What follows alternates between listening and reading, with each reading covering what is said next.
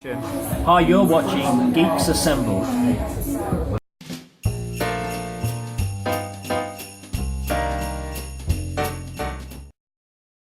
Blast off. Hello there. Yes, we are Geeks Assembled, and we've gathered here today. There's just 6 of us here today, and we've gathered to talk about a series that was shown on Sky One. It's a Terry Pratchett series, and it's the Hogfather. Yes, we're off to Discworld, and let's see what Craig has to say about this. What does Craig have to say? Go ahead, Craig. From what I've watched so far, I was watching it through YouTube on different parts, so I've got from part one at the moment. So I've watched about an hour in. I liked how they, I think they pulled it off really well. It is as if you're reading a Terry Pratchett novel, because it reminded me of when I read the Light Fantastic and another one called The Colour of Magic with the turtles.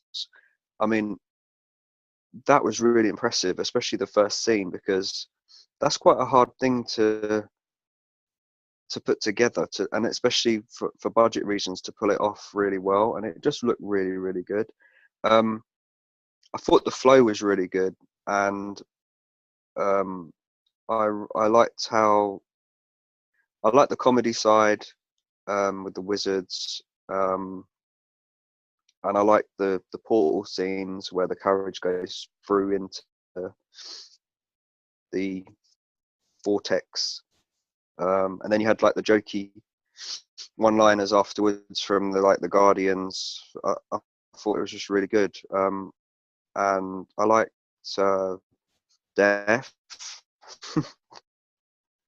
I like it wasn't Father Christmas, but I just love, it's very dark humor, and I really like that in stuff. And yeah, the sets were good as well. But overall, I thought it was a really well put together production. And I'm gonna continue watching it, because I need to find out what happens. And obviously David Jason, I love David Jason and most of the stuff that he's done, and that he's in. And I wasn't sure if it was me or if they'd just done like a special effect where they made him look smaller. But that was good as well. If they did that, then that was good. But I don't know if it's because Death was so tall. I don't know. But yeah. So for ratings, I'll give it an 8 out of 10. But that's just for what I've seen so far. So my rating will probably be high if I've seen all of it. An 8 out of 10. Thank you, Craig. Now let's head over to Germany and to Beef Dad. Go ahead, Beef Dad. I am basically a lifelong Terry Pratchett fan. I read the book when it first came out. I watched it live on telly and then got myself the DVDs. It's brilliant. It really is an incredible realization of the book. But then, as he says in the credits, that although he didn't adapt the script, it was mucked about with by Terry Pratchett, who also appears in this as the toy maker. David Jason is Albert Malik. Albert Malik is, well, he was one of the Arch-Chancellors of Unseen University, one of the early ones, and somehow managed to get himself involved with Death and become basically his manservant stroke caretaker. And he fries him a pudding every year for Christmas, for Hogswatch. Mark Warren as Teatime, the assassin, is just brilliant. He's incredibly creepy. He is everything that he comes through as in the book, and possibly a little more.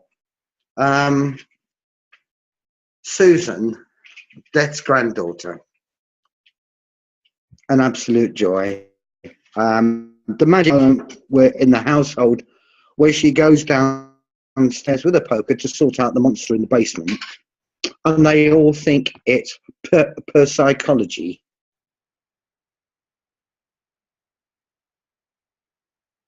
The way she then drags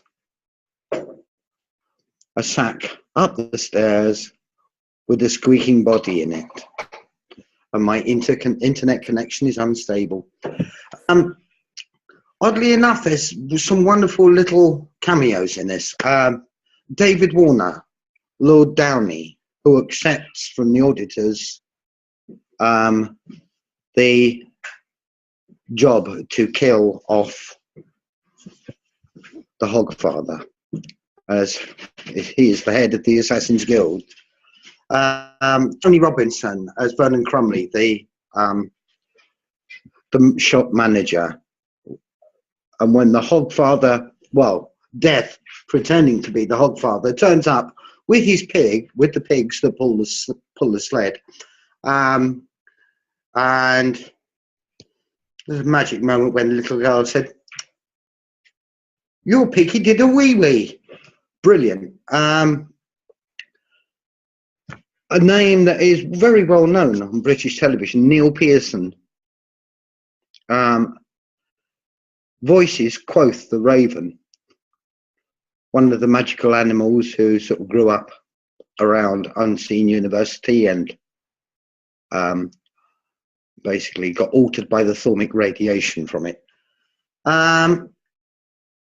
Medium Dave and Banjo, brilliant. Nigel Planer as Mr. Sidney, superb. As I say, Death, you just cannot criticize Ian Richardson. In fact, it was one of the last things he did. And he was absolutely brilliant as Death. The only other person I think that's played Death has been Christopher Lee, who has done it in several films well, animated films, I think. And he's just superb. He made the part his own. Let's see. Yes, yeah. Another magic bit. Corporal Nobbs and Constable Visit, the two watchmen of the watch, hysterically funny. They really did it brilliantly. Corporal Nobbs, for those who do not know, actually carries around a piece of paper that's been given to him by the patrician of Ankh-Morpork to say that he is actually a member of the human race, but everybody is still not quite sure. And of course, Constable Visit comes from, I can't remember, but he comes from one of the other continents on Ankh-Morpork, whose full name is Visit the Ungodly with Pamphlets.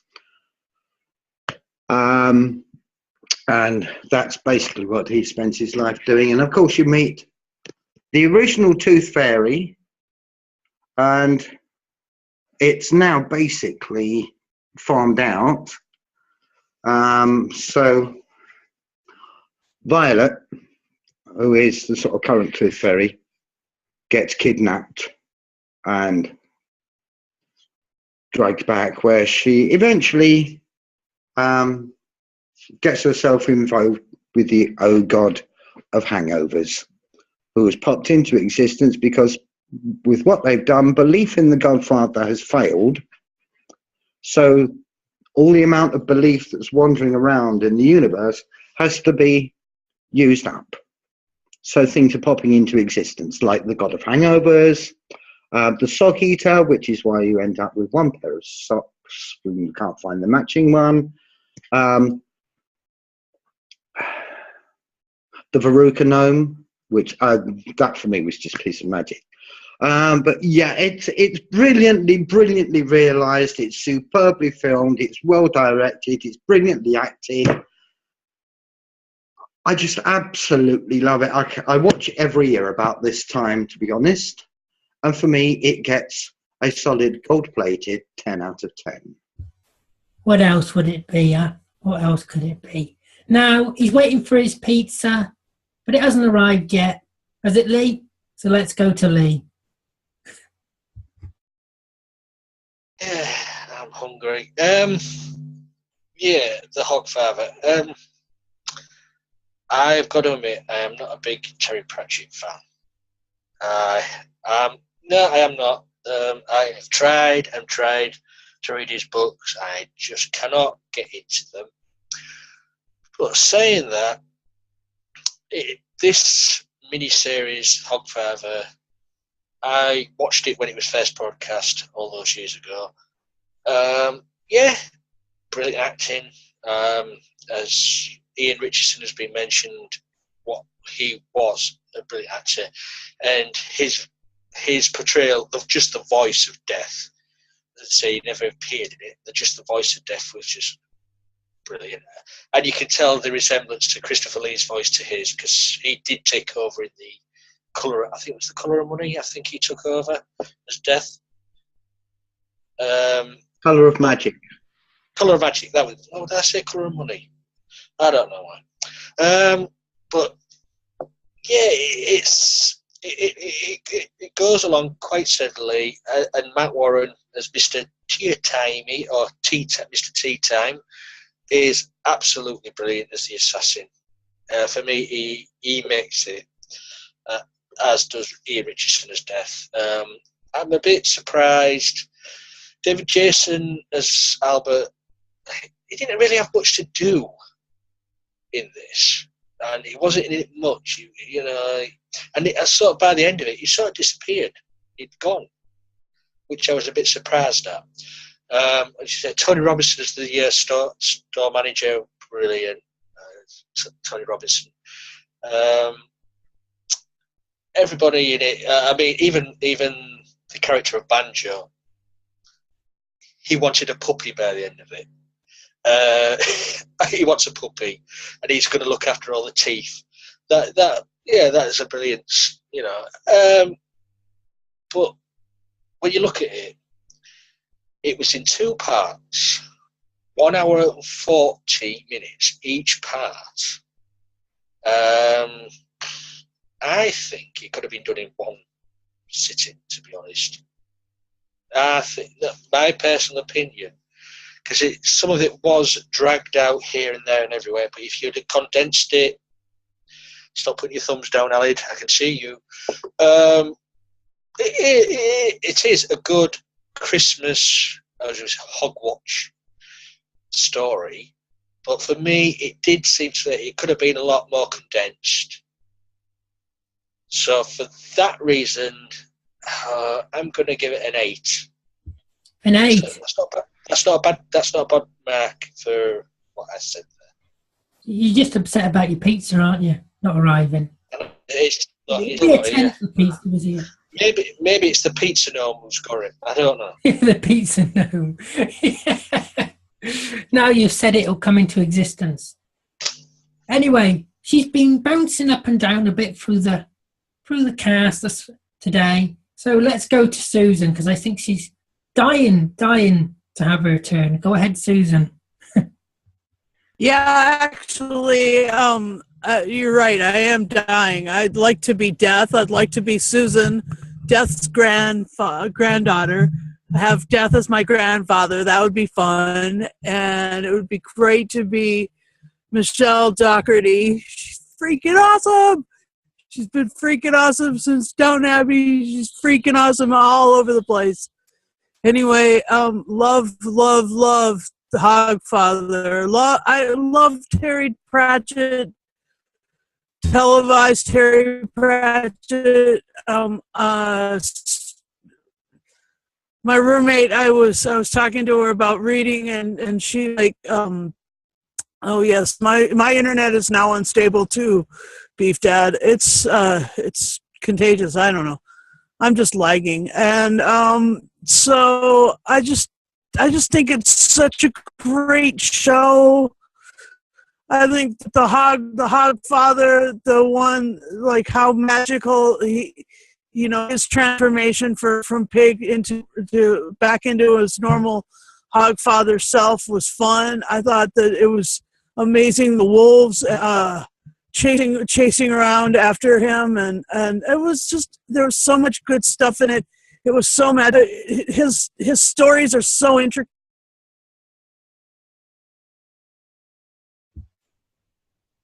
Are you still there, Susan? Susan? No, I think we're having problems with Susan. She's got poor internet. Beautiful, you know. Yes.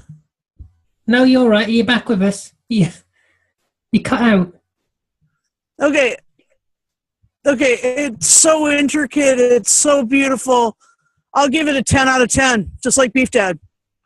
Another 10 out of 10. And we're so honoured to be here today because we actually have Death himself. Yes. And he calls himself Connor for some reason. Why would he choose the name Connor? Anyway, let's go over to Death. What does Death have to say about the Hogfather? Go ahead, Death. You confuse death with darkness.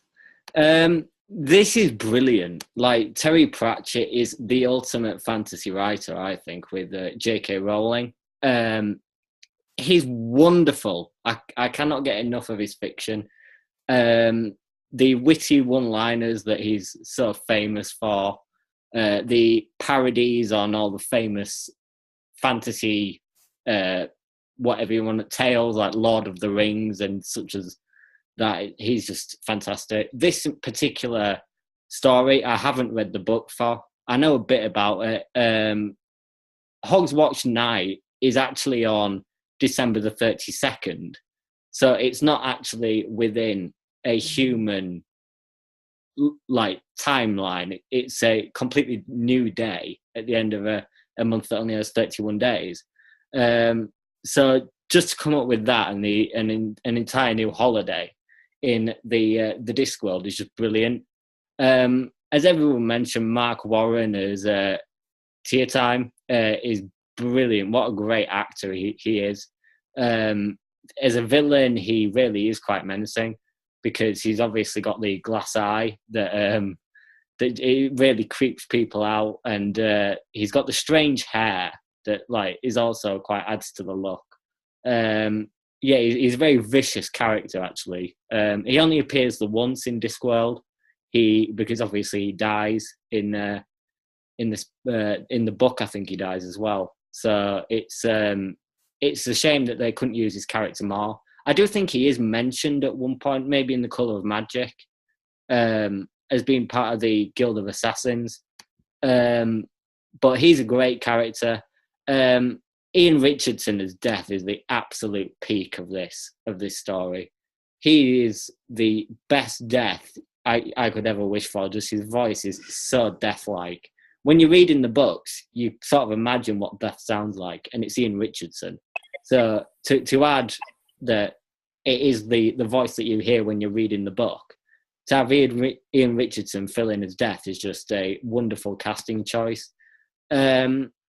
Michelle Dockery, who later went on to Downton Abbey as Susan Stohhelet, who is the granddaughter of Death, as has been mentioned, is in many of the books, and she's such a good character. She never ever fails to. I just enjoy reading about her character. Just her narrative is just so good, and it's the same with Albert. This is actually, in terms of Albert's story, this is a sequel to the third Death book in the series, Soul Music, where his hourglass, his timekeeper sort of thing, is smashed. So he only has like 34 seconds to live. That's why he can only temporarily sort of appear in the world. He can't go back there in full form anymore, which is sad. And Lee's found his pizza finally, which is good news. David Warner as Lord Downey, a great cameo. But something that gives me the most amusement out of anything in Discworld probably is the faculty of the Unseen University. Just all the members are just absolutely hilarious in everything that they're in Discworld. they never, ever, ever fail to give me a laugh. They are just such wonderful characters. And in the books where it focuses around the university as well, they're just even more funnier than usual. I think overall, after initial thoughts, because it's Terry Pratchett, it's got to get a 10 out of 10 from me. A 10 out of 10. So that's our third 10 out of 10. And I see Lee's munching into his 12-inch. He's got his 12. He's happy now. He's happy now, dear viewers. And well, what do I think? Well, I haven't seen this since it aired. And there's something Lee brought up, which actually surprised me, is that David Jason is in it less than I thought. I've got this image of David Jason being in it throughout, but he isn't in it a hell of a lot. He isn't in it that much. Death is brilliant. The characterization of Death, basically Death, is being Father Christmas. What a wonderful concept. I just think the imagination of this and the imagination of Terry Pratchett is astonishing. And I agree with Connor. He is one of the greatest imaginatory writers. He really is. The world that he has created, this Discworld, is amazing. And the effects in this are very good. Is it 2006? Something like that, I think it was. And the effects are very good, and it's very well acted by everybody. I think Teatime, the one with the glass eye, the villain, the black eye, he's so menacing because he's childlike. He's very childlike, isn't he? He's like a child. So it makes him even more dangerous. Craig has actually gone to sleep. Craig has actually gone to sleep. Anyway, yeah, Teatime. I'm just listening. Okay, it looks like you're asleep. My eyes just, I don't know. It's because I'm looking down. Frozen. Unless you turned into a ventriloquist. I think, Teatime's a very good villain. Death is brilliant. The whole concept of this is absolutely brilliant. It's very Christmassy. And and now Craig's showing us his poo. Anyway, on that note, before we descend into chaos, I am going to give it a 10 out of 10. I'm definitely going to give it a 10 out of 10. And I forgot that Tony Robinson was actually in this, because he's not in it for long. But like Lee says, it is very long. It's an hour and 40 minutes per episode. And it is long, but it's good. I enjoy it.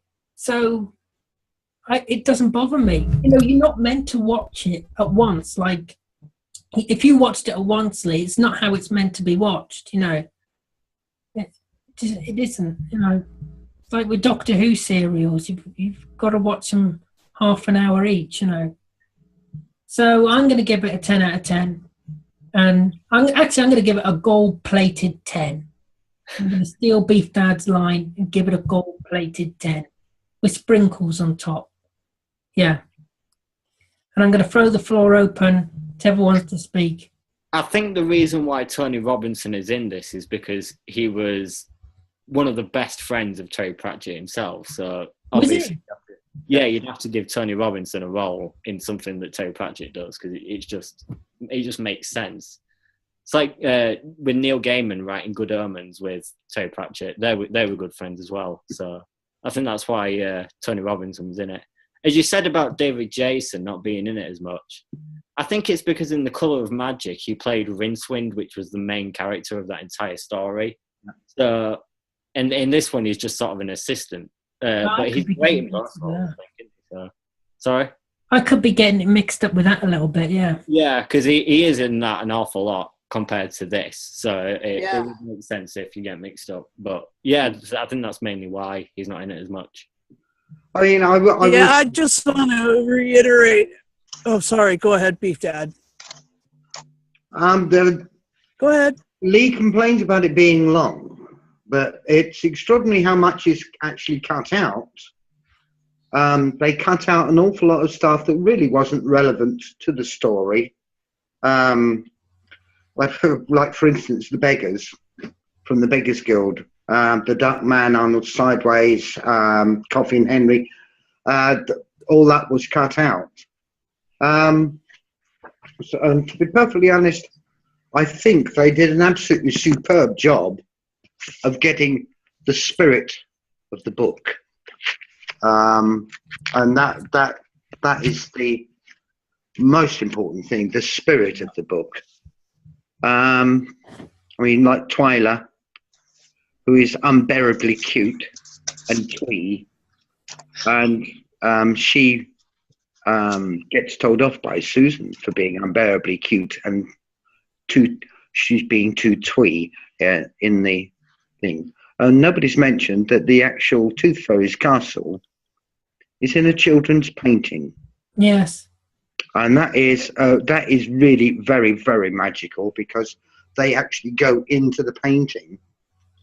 Susan realizes it's a painting, and it's got a stream and it's got trees. And she said, there'll be a house.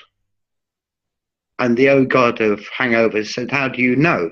She said, there always is. Any child's drawing like that, there is always a house in it. And it's just, I love the way that Pratchett gets into the mind of children as well as the humour. But he does get into the mind of kids. He's very good at doing that. Very clever man. Sorely missed. Which is one of the reasons why his children's books, The Carpet People and things like that, are so popular amongst children, because they can relate to them. Susan, you were going to say something. Yeah, I was really enjoying Mark Warren's performance as Teatime. He did so much interesting stuff with that character.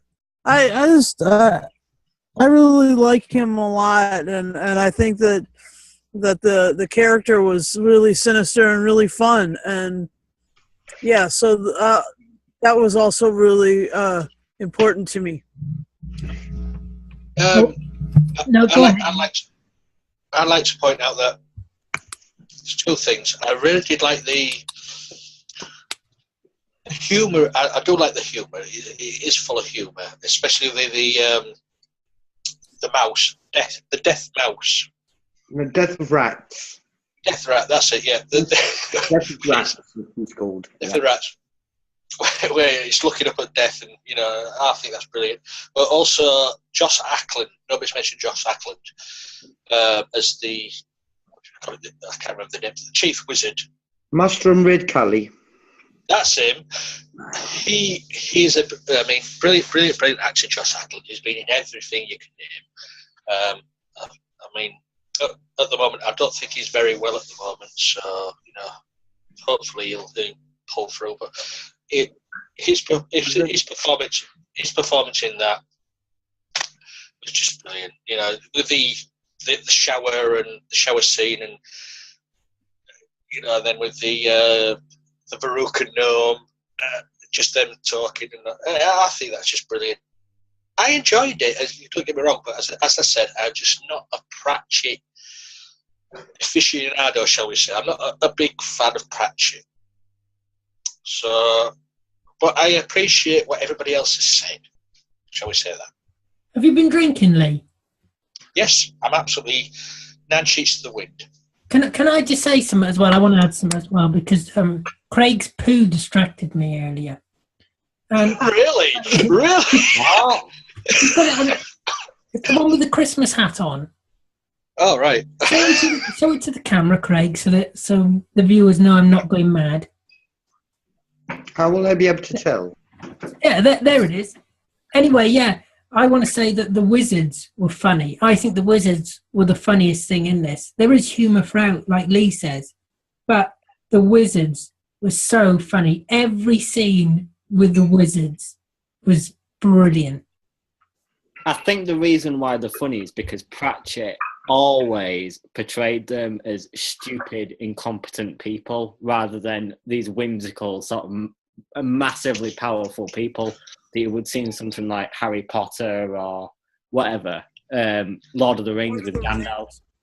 But Pratchett sort of twisted that around and portrayed them as incompetent, and that's pretty much what goes throughout the whole of Discworld.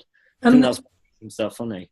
And they were all the same, weren't they? They were all old men with beards, and and two of the actors what played the wizards had appeared in Doctor Who. One played the Time Lord in Genesis of the Daleks, and one played, I can't remember the name, but he was the hermit in the Rebos operation. I like that. Yeah, but I can't remember his name. But also the concept of Discworld being on top of 4 elephants on top of the giant turtle. That is a good concept. That sort of comes down to is it Buddhism or something like that? Yeah, that entire first scene was taken, I'm pretty sure, word for word from the start of the Colour of Magic book. I think it was like that Doctor Who episode where the Earth is like a big well in space, or whatever it was, some sort of.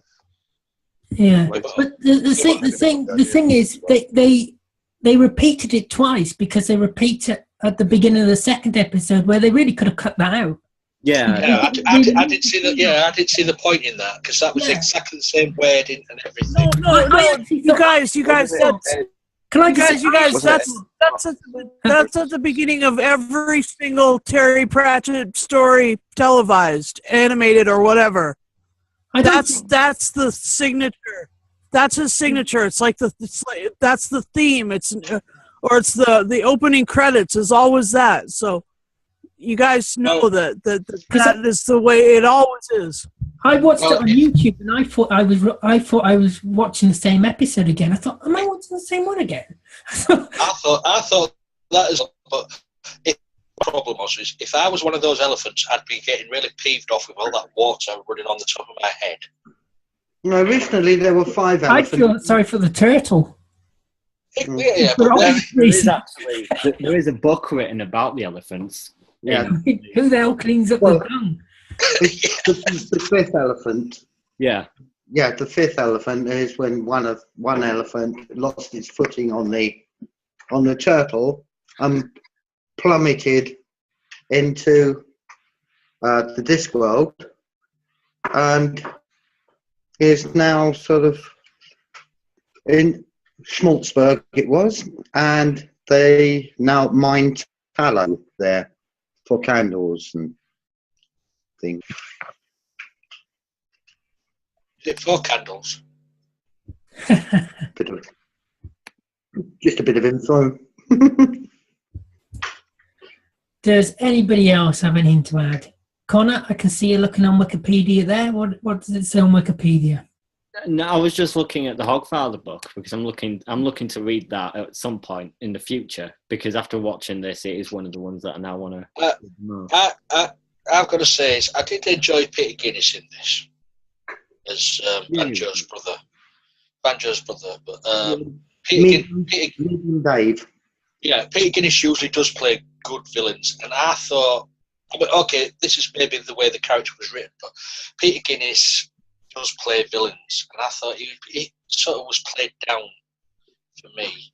I don't mean personally, but every one of that gang was brilliantly played. Nigel Planer, you can't fault Nigel Planer, and for me, Matt Warren, he's just one top actor. Whatever he does, Nigel Planer's come a long way since. Oh yeah. The young ones, yeah. Since the young ones, yeah. Oh, it is the young ones. I thought it was. Then I thought maybe I'd watch something else. I didn't want to say. Yeah, he played Neil. He played Neil the hippie. Yeah. Vegetable rice and peas, man.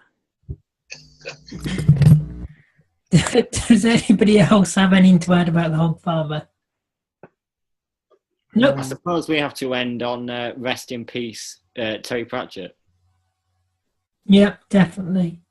He was a great, great, great writer, and he had such an imagination. And I do like the end scenes, you know, towards the end where Death is talking to his granddaughter about imagination and stuff like that, and about belief. And I thought that was very good. It gave the whole thing a big meaning to it. You know, there was a meaning behind the story, and I thought that was very good. So, so no one else has anything to add. Well, we're off to Lee's place in Hull to enjoy some of his pizza. What pizza is it, Lee? Yeah. Look at that. Doesn't that look lovely? Think of the calories going in him. Look. I'm gonna order one now. I'd like to thank everybody here for joining me. I'd like to thank you for watching. Don't forget to tell us below what you think about the Hogfather. Connor looks absolutely baffled. And also hit that subscribe button. Take care. Look after yourself. And we'll see you next time.